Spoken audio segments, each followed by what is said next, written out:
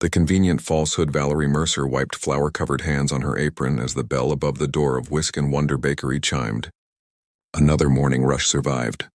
Her specialty, raspberry rose macarons, had sold out in record time, leaving the display case half empty before noon. The satisfaction of success mingled with exhaustion as she tucked a stray honey blonde curl behind her ear. "Val, that guy from the investment firm is back," whispered Daphne, her assistant, with a knowing smirk. "Third time this week. I think someone has a crush." Valerie glanced toward the man in question, Timothy from the financial office down the street. Perfectly pleasant, impeccably dressed, and utterly persistent despite her polite deflections. "You know what? I'm going to help the couple in the corner," Daphne said, leaving Valerie alone at the counter as Timothy approached. "Good morning, Valerie," he said with practiced charm. "Those macarons were divine yesterday. I was hoping to get your expert opinion on which bakeries I should visit in Paris.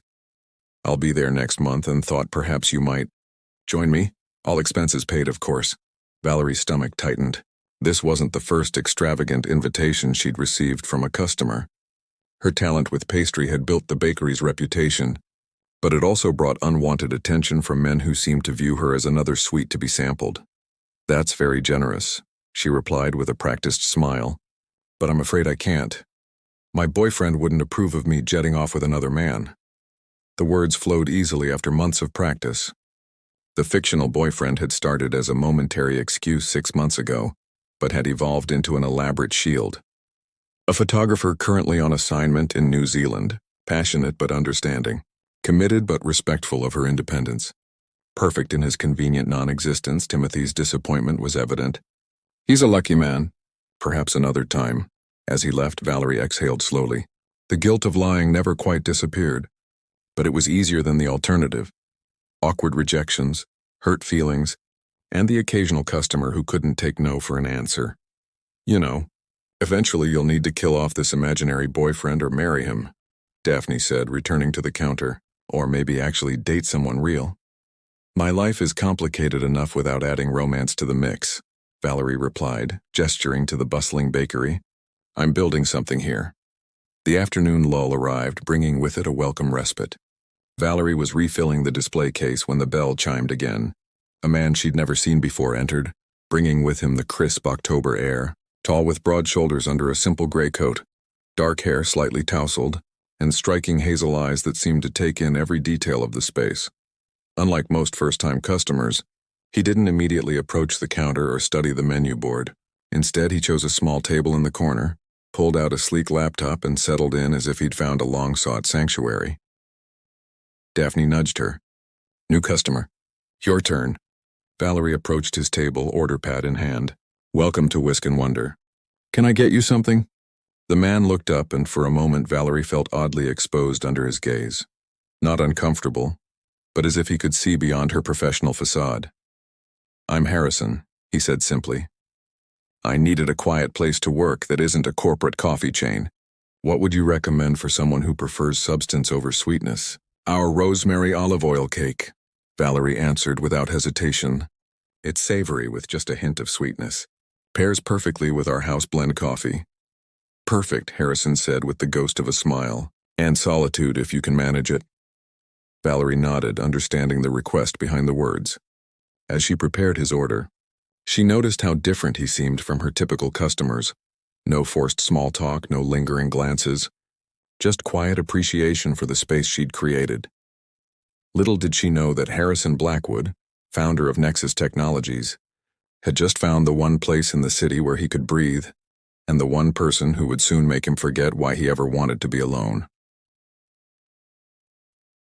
Sweet encounters. 3 weeks had passed since Harrison Blackwood first stepped into Whisk and Wonder. What began as a chance visit had evolved into a steady routine. Every Tuesday and Thursday afternoon, he claimed the same corner table, worked for precisely 2 hours, and ordered whatever Valerie recommended that day. Today, Harrison arrived as the afternoon rain pelted against the bakery's wide windows, transforming the street outside into a blur of umbrellas and hurried footsteps. He shook water from his coat and nodded toward Valerie. "Your usual table is waiting," she said, already preparing a cup of his preferred Ethiopian blend. "I've got something new for you to try today."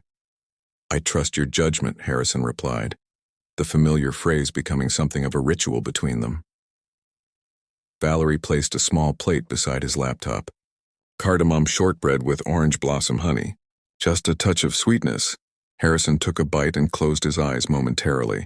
You've outdone yourself again. She smiled, pleased by his genuine appreciation. Unlike other customers who praised her creations as a pretext for conversation, Harrison's compliments felt sincere, focused on her craft rather than on her. Mind if I ask what you're working on? Valerie gestured toward his laptop. You're here so often, yet I know almost nothing about you. Harrison hesitated, then turned the screen slightly. A sustainable housing project. Affordable homes with minimal environmental impact. That sounds important, Valerie said, genuinely impressed. More substantial than perfecting pastry ratios. Don't underestimate what you create here, Harrison said, his gaze unexpectedly intense. This place is a sanctuary for people like me. That matters. Before Valerie could respond, the bell chimed and Daphne burst in, 15 minutes late for her shift and thoroughly soaked. Sorry, Val. The bus was late and then my umbrella turned inside out and... She stopped abruptly, noticing Harrison. Oh, hello, corner guy. Harrison, he corrected with an amused smile. Right, the mysterious Harrison, Daphne said, hanging up her dripping coat. The one Val never charges full price. Valerie felt heat rise to her cheeks. I should get back to work. Throughout the afternoon, Valerie found her attention drifting toward Harrison's corner. There was something compelling about his focused presence, the way his brow furrowed slightly when reading, how his fingers moved decisively across the keyboard. He wasn't conventionally charming like many men who frequented the bakery, yet she found herself increasingly drawn to his quiet intensity. When closing time approached, Harrison packed up his things but lingered as the last customers filtered out.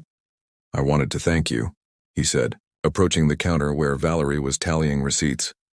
For the shortbread? It's literally my job, she replied with a light laugh. For the space, for not asking too many questions. He paused. Most people recognize me.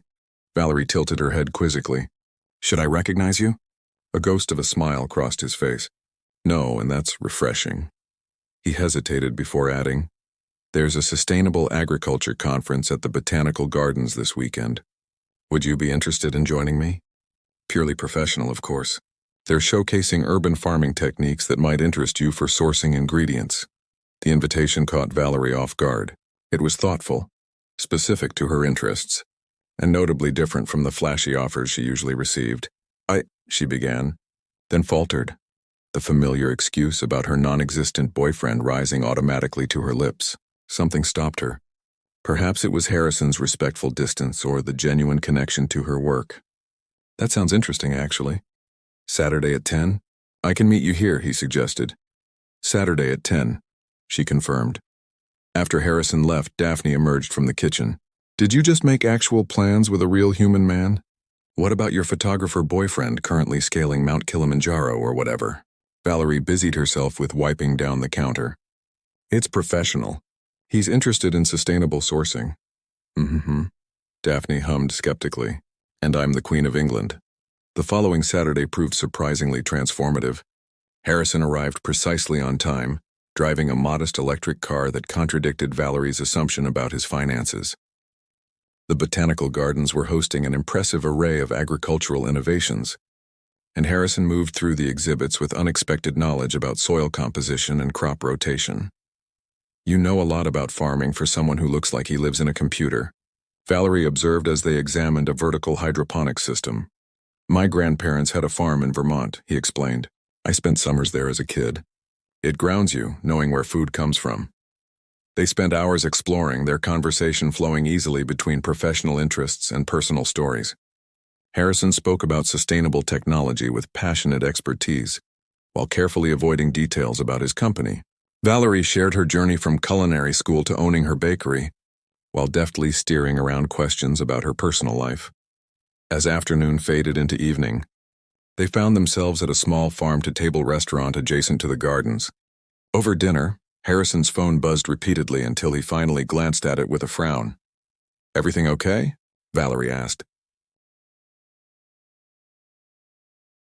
Just work, he said, silencing the device.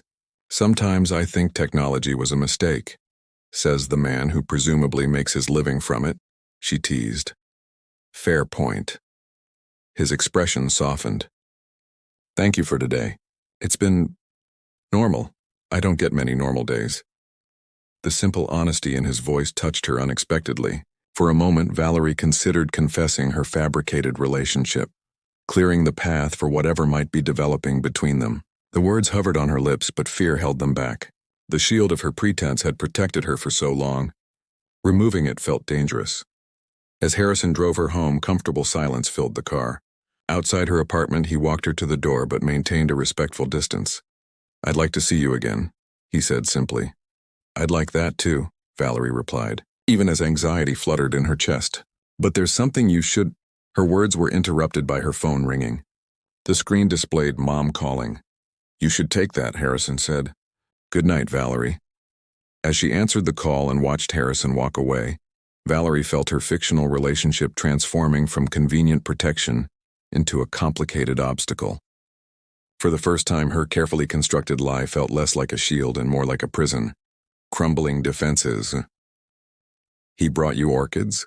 Daphne's eyes widened as she examined the elegant arrangement that now graced the bakery's front counter. Not roses. Not lilies. Specifically orchids that match the color scheme of your bakery. Valerie tried to suppress her smile as she piped delicate swirls of lavender buttercream onto a batch of lemon cupcakes. It's not a big deal. He noticed I had dried flowers in the display case and thought these would look nice fresh. Not a big deal. Val, the man has been here every other day for 5 weeks. He took you to that exclusive rooftop garden restaurant last weekend. He remembers how you take your tea. Daphne counted off on flour-dusted fingers.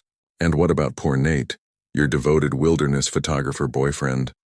The one currently documenting rare birds in the Galapagos Islands? Guilt twisted in Valerie's stomach. Her fictional boyfriend, originally named Nick, then Nathan. Now apparently Nate had become increasingly elaborate in his fictional adventures, precisely to avoid conversations like this one. It's complicated, Valerie murmured, focusing intently on her piping technique. Only because you're making it complicated, Daphne replied with unusual seriousness. Harrison seems like a genuinely good person, and you're clearly falling for him. Before Valerie could respond, the bell above the door chimed. A delivery person entered carrying an enormous box. Delivery for Whisk and Wonder Bakery, he announced, setting the package on the counter. Special order. After signing for the delivery, Valerie opened the box to find an assortment of rare, ethically sourced spices and flavor extracts from around the world, accompanied by a simple note in now familiar handwriting. For your experimental recipes. Just friends, huh? Daphne muttered, eyebrows raised. Throughout the morning rush, Valerie found herself distracted, nearly burning a batch of croissants as her thoughts circled endlessly around her growing predicament. Harrison had become a fixture in her life, reliable, thoughtful, and increasingly important. Their conversations flowed effortlessly, spanning topics from philosophy to favorite childhood desserts. He challenged her intellectually while respecting her expertise in her domain. Yet the shadow of her fabricated relationship loomed over every interaction. Each time Harrison respectfully maintained boundaries she hadn't actually set. The weight of her deception grew heavier. When the afternoon lull arrived, Valerie retreated to her small office in the back of the bakery. Allegedly to work on orders, but actually to contemplate her increasingly complicated situation. She was examining supply invoices without really seeing them when her phone buzzed with a text from Harrison. Dinner tonight? There's a new farm-to-table place that sources ingredients within 50 miles. Her heart quickened at the simple invitation. Before she could respond, another text arrived.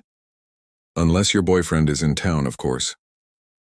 Valerie froze, staring at the words on the screen. Had she mentioned her boyfriend to Harrison? She couldn't recall ever explicitly bringing up the fabrication in their conversations, carefully avoiding the topic whenever it might arise naturally. A knock on her office door startled her. Daphne peeked in, expression unusually serious. So, Harrison is here, she said hesitantly, and he's talking to Timothy from the investment firm. What? Why? Alarm shot through Valerie as she hurried to the front of the bakery. There stood Harrison, engaged in what appeared to be casual conversation with Timothy, who was gesturing animatedly. Harrison's expression remained neutral, but Valerie noticed the slight tension in his shoulders. "Valerie," Timothy greeted her warmly. "I was just telling Harrison about that charity gala last month. The one where you mentioned your boyfriend was away on assignment again. Poor guy, always traveling. What was it, Papua New Guinea this time?" The blood drained from Valerie's face as Harrison's eyes met hers, a question forming in his gaze. "I should get back to work," Timothy said, oblivious to the tension. "Nice meeting you, Harrison." As Timothy left, silence stretched between them. Harrison's expression remained unreadable, but his eyes had lost their usual warmth. "Papua New Guinea?" he finally asked, voice carefully neutral. "I thought he was in the Galapagos. Or was it New Zealand?" Shame burned through Valerie, hot and suffocating. "Harrison, You don't owe me an explanation," he interrupted, his tone gentle despite the hurt evident in his eyes. "We never discussed exclusivity or defined whatever this is between us." "It's not what you think," Valerie said desperately. "There is no boyfriend. There never was." Harrison's brow furrowed in confusion. "I don't understand." The bakery door opened as a group of customers entered. Valerie glanced at them, then back at Harrison. "Can we talk about this later, please?" He nodded once, tension visible in his jaw. "I'll come by after closing." The remainder of the afternoon passed in a blur of transactions and small talk that required every ounce of Valerie's professional composure. When the last customer finally left, she locked the door and flipped the sign to closed with shaking hands. Harrison arrived precisely 10 minutes later, knocking softly on the glass.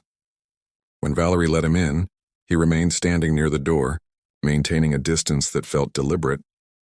"I think you owe me an explanation," he said quietly. Valerie led him to a small table and sat down, hands clasped tightly together. "The boyfriend doesn't exist. I made him up months ago to deflect unwanted attention from customers who wouldn't take no for an answer." Understanding dawned in Harrison's eyes, followed quickly by something else: disappointment. "So all this time, when I've been respecting boundaries that didn't actually exist, I should have told you sooner," Valerie admitted. "At first, it didn't seem important. Then, as we got closer, I couldn't figure out how to explain without making myself look manipulative or dishonest." "Which you were," Harrison pointed out, his voice still gentle despite the accusation. "Not with you," Valerie insisted. "Not about anything that matters. Everything between us has been real. Except the fundamental understanding of your availability," Harrison countered. He ran a hand through his hair, a rare gesture of frustration. "Why maintain the lie with me specifically? Did you not trust me?" The question struck at the heart of Valerie's deepest fears. "I've spent my entire adult life building walls to protect myself. The fictional boyfriend became my shield. With you?" She hesitated, vulnerability rising like a tide she couldn't control.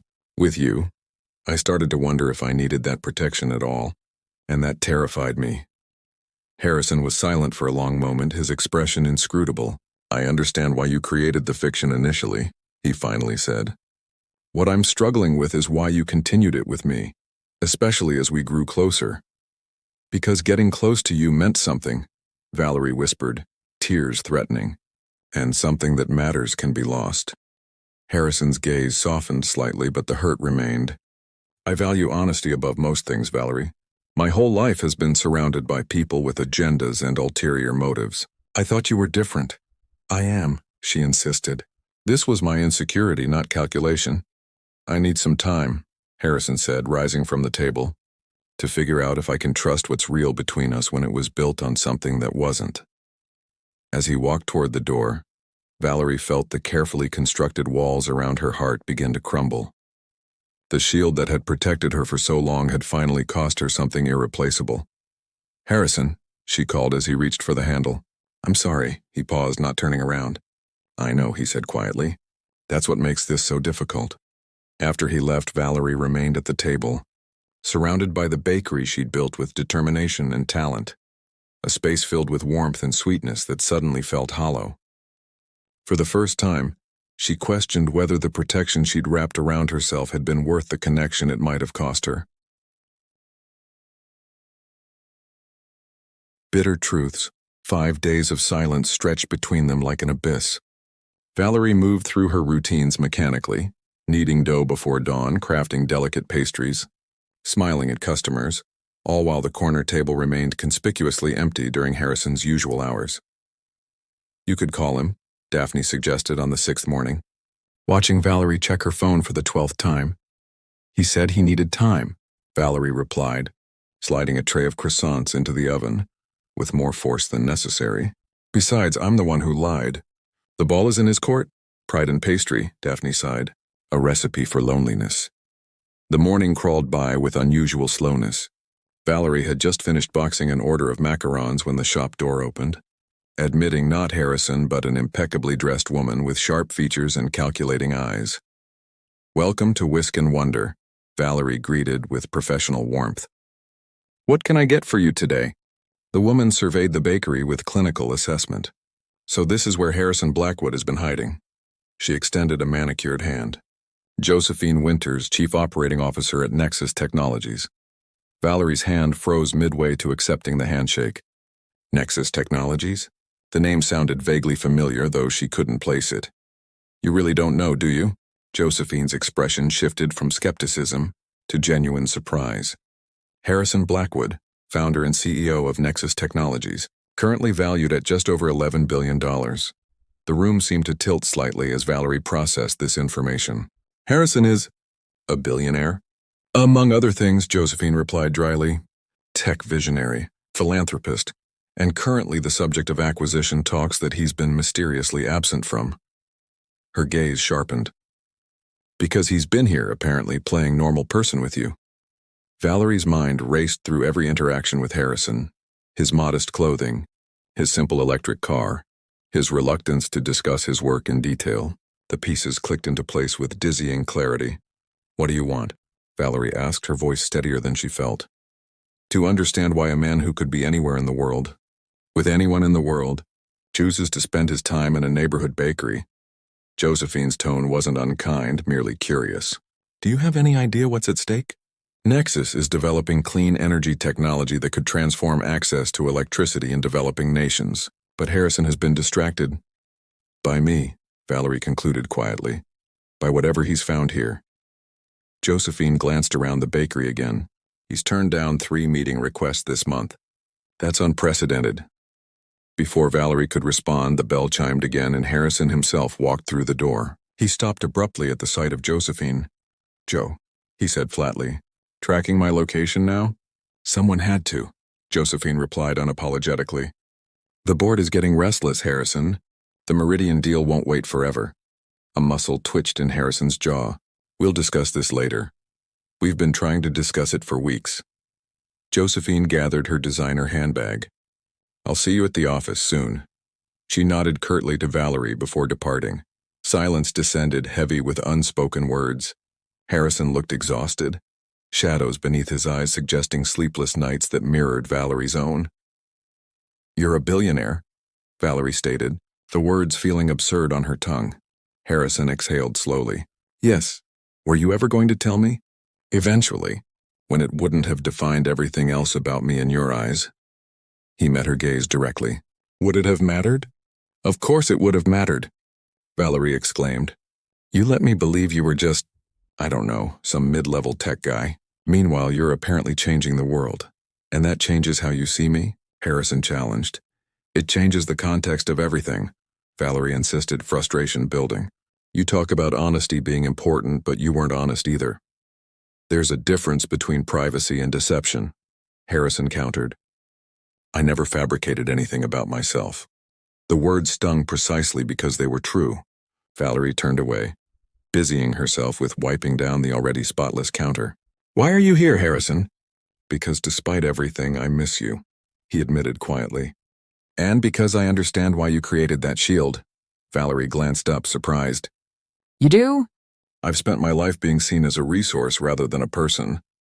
People approach me for funding, for connections, for what I can give them." His expression softened slightly. "With you, I was just Harrison. Not a billionaire, not a CEO, just someone who appreciates good pastry and quiet conversation." "So you were hiding too," Valerie realized. Selectively revealing, Harrison corrected with the ghost of a smile. "But yes, essentially." A customer entered the bakery, forcing a pause in their conversation. Valerie handled the transaction mechanically, her mind whirling with revelations. When the customer left, Harrison remained, his tall frame leaning against the counter with uncharacteristic uncertainty. "The difference," he said, resuming their conversation as if it hadn't been interrupted, "is that I was eventually going to tell you everything. Were you ever planning to tell me about your fictional boyfriend?" The question cut to the heart of Valerie's fears. "I don't know," she admitted honestly. Every day it became harder to explain. "I was afraid of what?" "Of this exact situation," Valerie gestured between them. "Of building something real only to have it collapse when the truth came out. Of being vulnerable without my shield." Harrison was quiet for a moment. "Do you know what Nexus Technologies actually does?" The apparent non sequitur caught Valerie off guard. "Clean energy, apparently? We create systems that distribute resources more efficiently to those who need them most," Harrison explained. "But every system has weaknesses, points of potential failure that need reinforcement." His gaze held hers steadily. "People are the same way.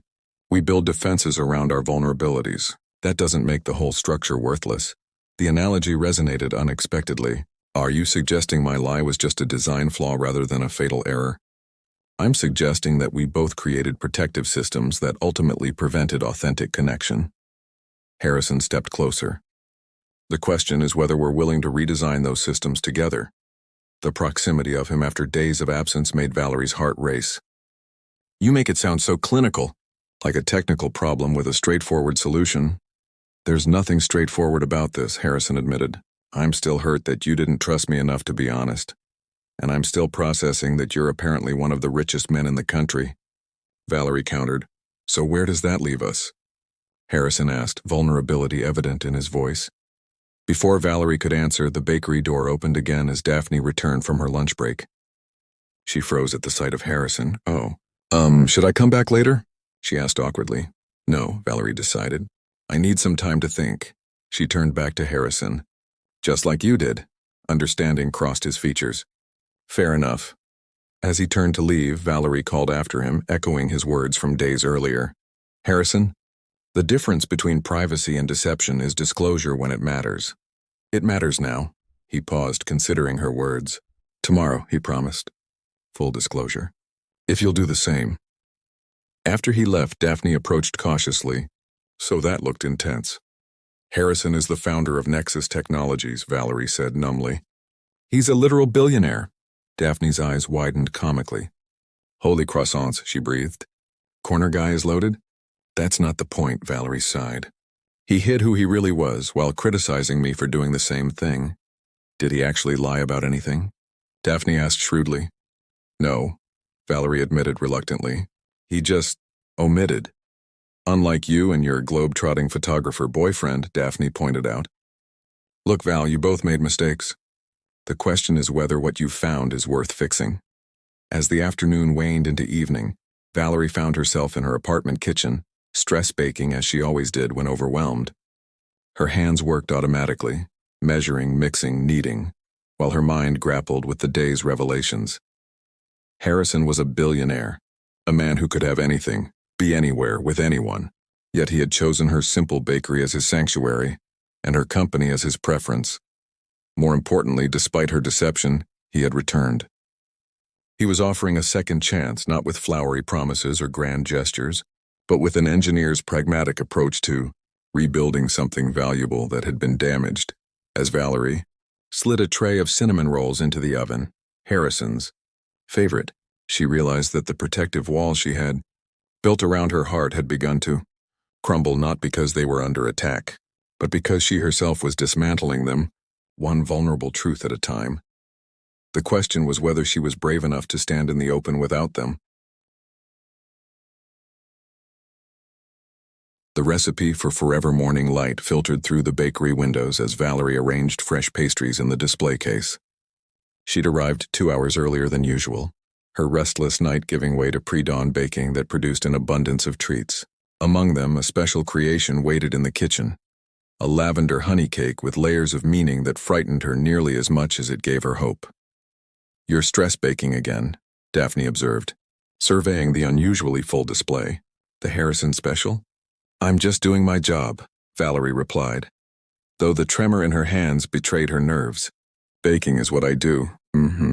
Daphne adjusted her apron. and the fancy cake in the back with his favorite flavors is completely coincidental. Valerie didn't answer, instead focusing intently on arranging macarons by color gradient. She had spent most of the night mentally rehearsing what she would say to Harrison, crafting elaborate explanations and apologies, only to discard them all as insufficient. In the end, she had turned to what she knew best, communicating through food, pouring sincerity into every precisely measured ingredient.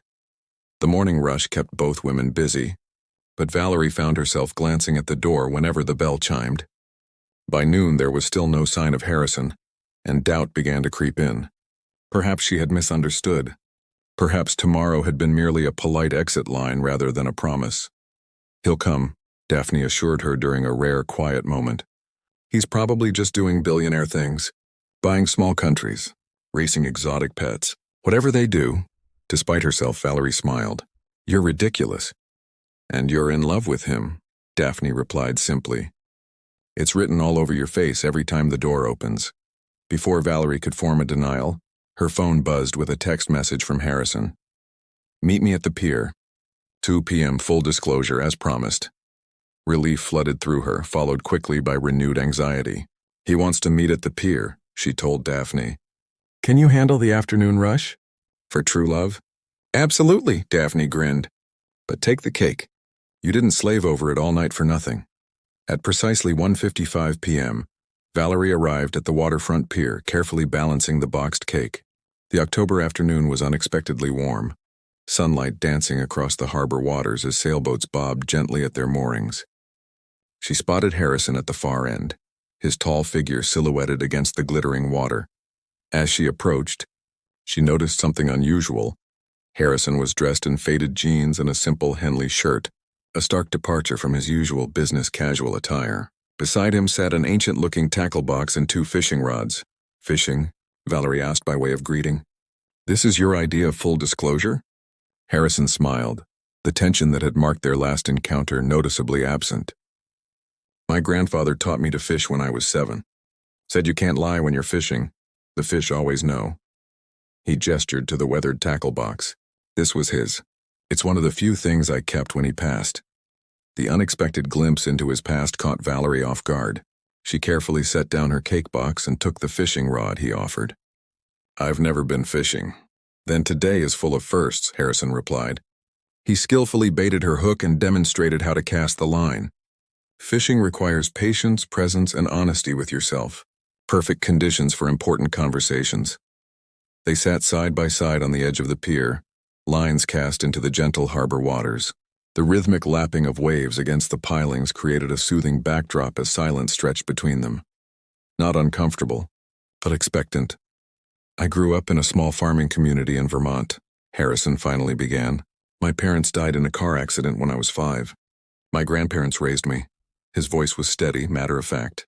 "We didn't have much, but they taught me that ingenuity matters more than resources. My grandfather could fix anything, tractors, radios, ancient well pumps." Valerie listened, absorbing this unexpected history of the man she'd assumed had always lived in privilege. "I built my first computer from salvaged parts when I was 12, Harrison continued. "Founded Nexus at 22 with nothing but student loan debt and an algorithm I developed in my dorm room."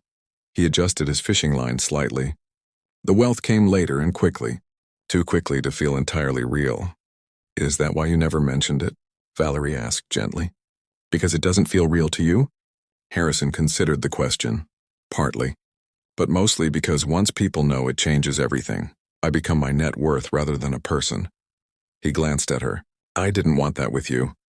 Understanding bloomed in Valerie's chest. "You were protecting yourself just like I was." "Different methods, same goal," Harrison agreed. "Your turn." Valerie took a deep breath, fingers nervously tracing the fishing rod. "I grew up in foster care," she began, the words feeling strange on her tongue, a truth she rarely shared. 7 different homes between 8 and 18. Some good, some not so much.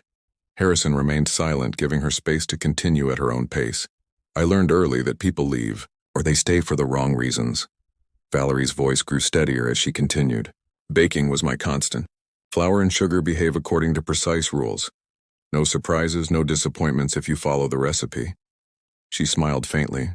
The fictional boyfriend started as a simple deflection, but it became a habit, a recipe for keeping people at exactly the distance I wanted them, until it kept me too far away, Harrison concluded softly.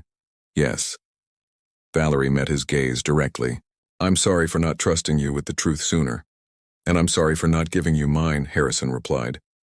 Though in my defense, by the way, I'm a billionaire isn't the easiest casual conversation to have.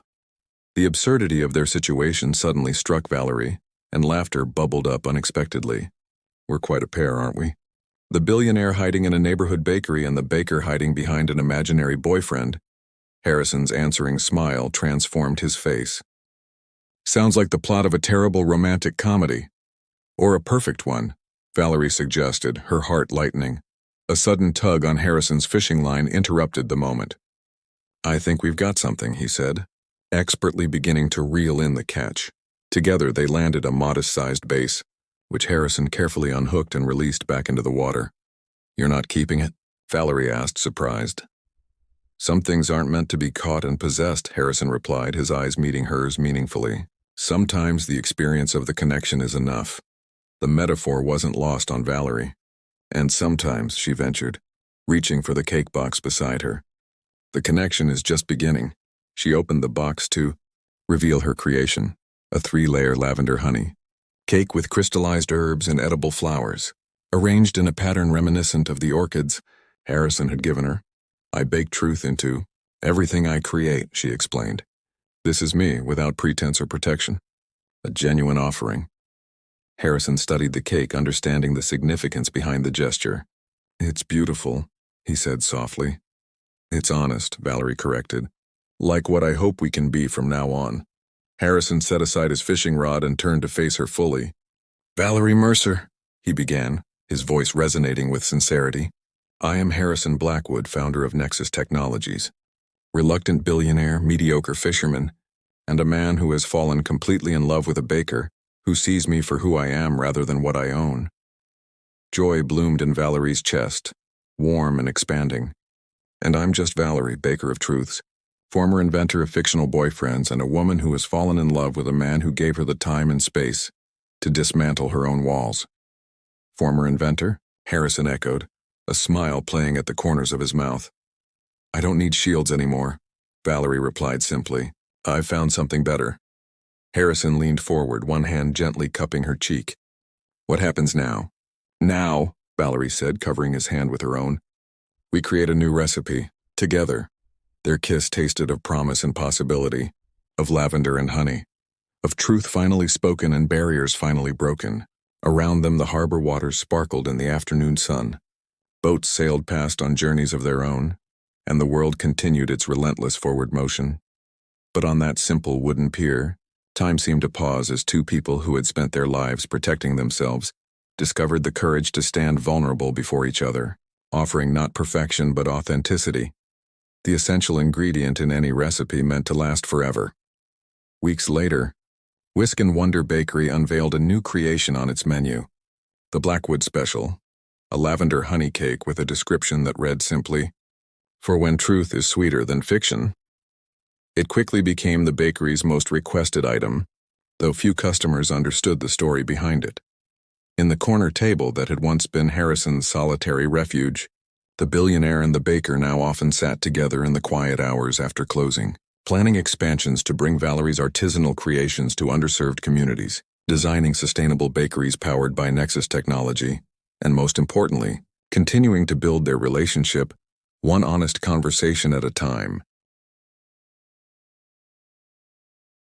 The fictional boyfriend was never mentioned again, having served his purpose, leading Valerie to discover that the most effective shield against loneliness wasn't pretense but courage, and that true connection required not perfection, but the willingness to be known, flaws and all. As for Harrison, he found in Valerie's bakery not just a sanctuary from the world of high-stakes technology and billion-dollar decisions, but a home for his heart, proof that sometimes the most valuable things in life couldn't be bought, only earned through genuine vulnerability and the courage to remain present even when the truth was difficult.